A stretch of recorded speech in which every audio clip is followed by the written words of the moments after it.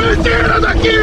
Pelo amor de Deus! Esse grupo tava cavando um túnel bem fundo, achando que era só mais um dia de trabalho. Até que ouviram um barulho estranho vindo da parede. Um barulho forte, como se tivesse algo enorme atrás dela, mas continuaram cavando.